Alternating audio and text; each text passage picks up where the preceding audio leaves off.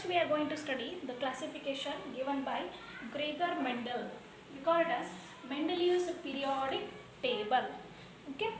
So Gregor Mendel, he classified the elements based on their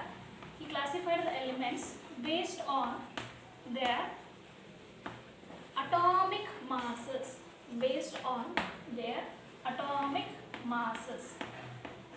and also similar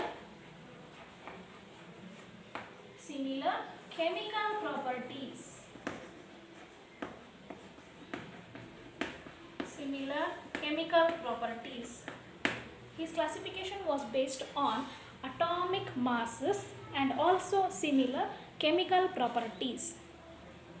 According to Mendeleev's periodic law, we call it as Mendeleev's periodic law.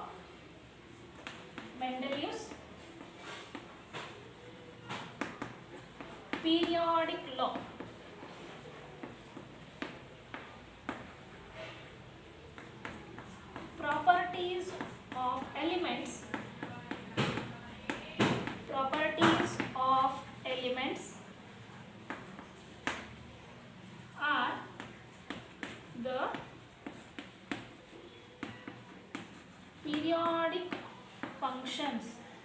are the periodic functions of their atomic masses.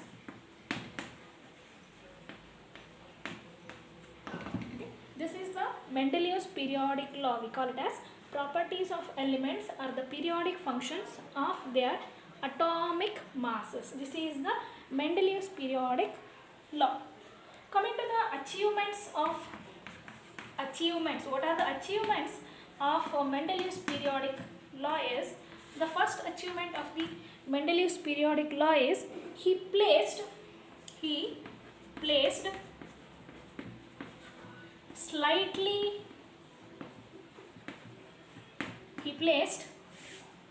an element with slightly higher atomic mass,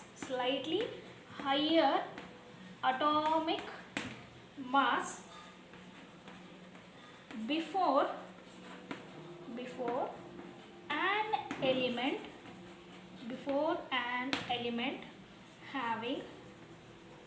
having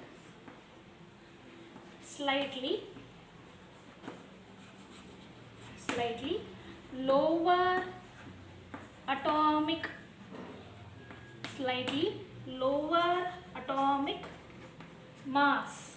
This was the first achievement of the Mendeleev's periodic table. He placed an element with slightly higher atomic mass before an element having slightly lower atomic mass. Let us consider an example for this. Cobalt, it is having atomic mass 58.9. Cobalt with the atomic mass 58.9, it is placed before nickel, having atomic mass 58.7. So why did he make such arrangement? So he made such arrangement so that the elements with similar properties could be grouped together. This is the second achievement of the Mendeleev's periodic law. The second achievement of the Mendeleev's periodic law is he inverted the arrangement so that all elements with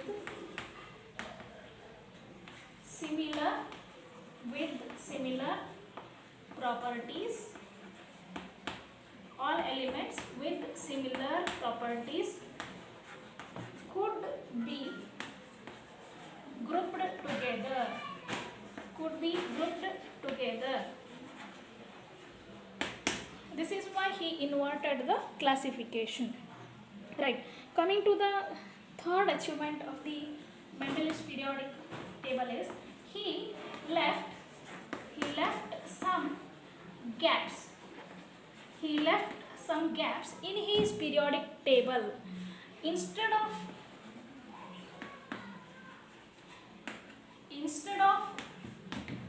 considering them as defects, instead of saying them as defects, he called them as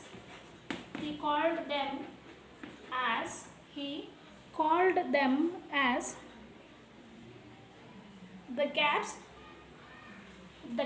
which could be available for, he called them as spaces for elements which were not yet discovered, which were not yet discovered. So these spaces he named them then using a Sanskrit numeral called as Eka. Eka means, it means one. Eka means one. By he named them using a Sanskrit numeral called as Eka. So this Sanskrit numeral, it was prefixed with the previous element for the gap which was left, the previous element of the gap. That element was added with the Sanskrit numeral Eka. Say for example, we can say here scandium, gallium, and germanium. Scandium, gallium and germanium. These were named as Eka boron, and gallium, it was named as Eka aluminium,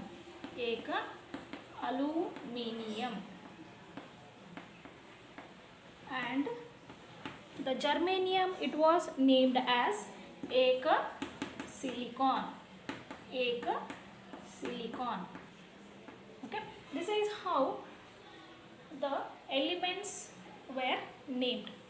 The next achievement of the Mendeleev's periodic law is, based on all these achievements, we can say that the classification was providing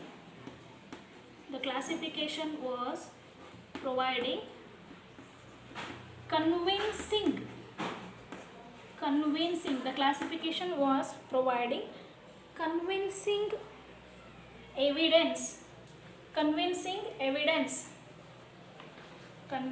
evidence for both usefulness and also correctness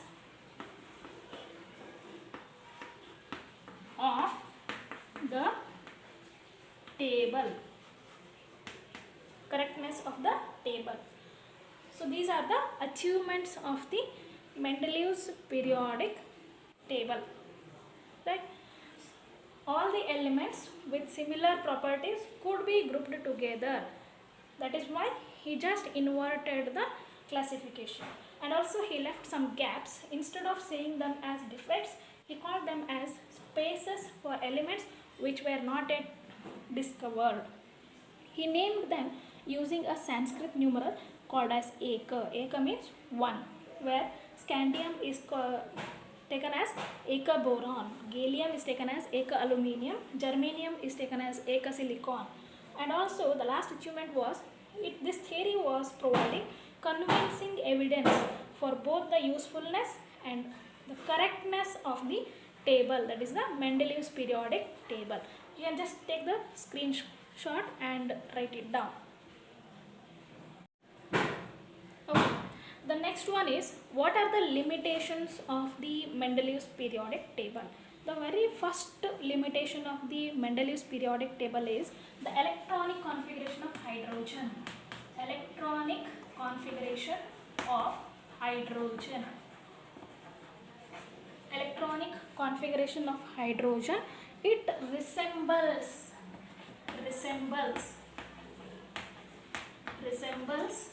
that of alkali metals.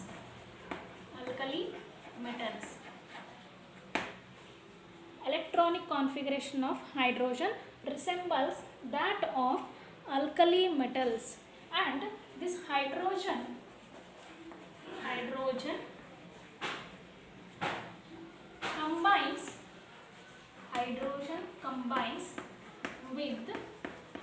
combines with halogens. What are halogens? Chlorine, sulfur, iodine, these are all halogens. It combines with halogens, it combines with oxygen and sulfur,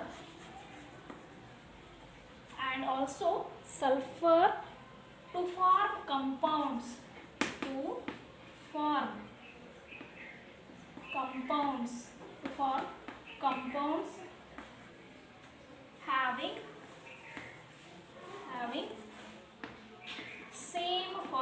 having same formula. Compounds having same formula. What are those? Let us take an example. H2S, like sodium sulfide, Na2S, or we can say HCl, like NaCl, or we can take another example, that is the H2O, like Na2O. So this is the first limitation of the Mendeleev's periodic table. Coming to the second limitation, just like halogens, hydrogen also exists as diatomic molecule. Just like halogens, hydrogen also exists as a diatomic molecule. You can take this one as the example. Okay, and also hydrogen combines with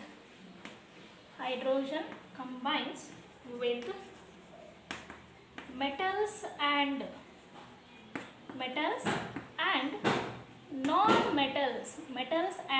non-metals to form covalent compounds.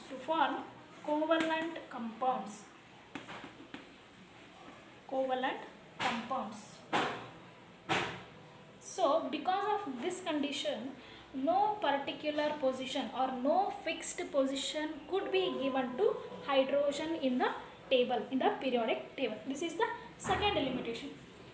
Coming to the third limitation, it is related to the isotopes. These isotopes were discovered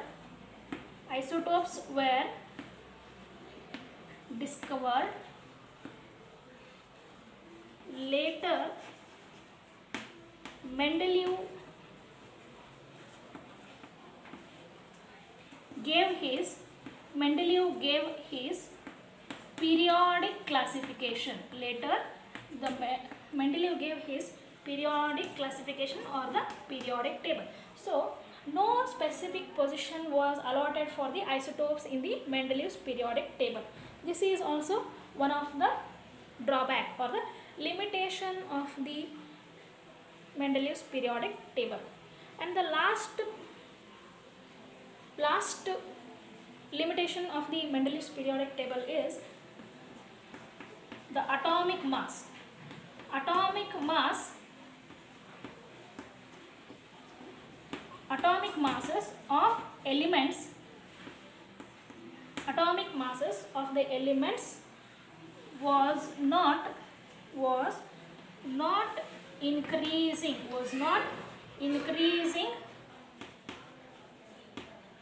in regular manner,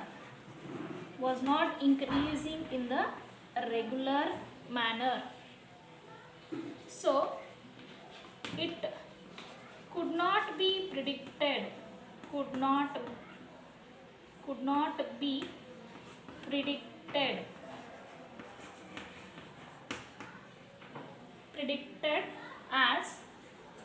as how many elements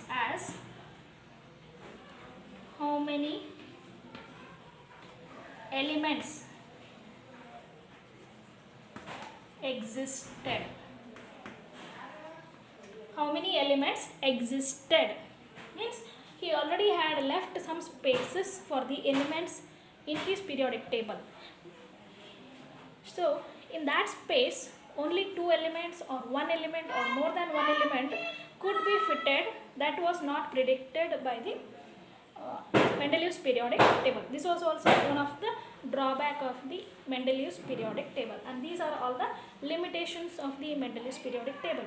You just take the screenshot and save it, and later on you can write it the points. So whoever is watching the video, please do subscribe my channel, like the video and share it with your friends. Thank you.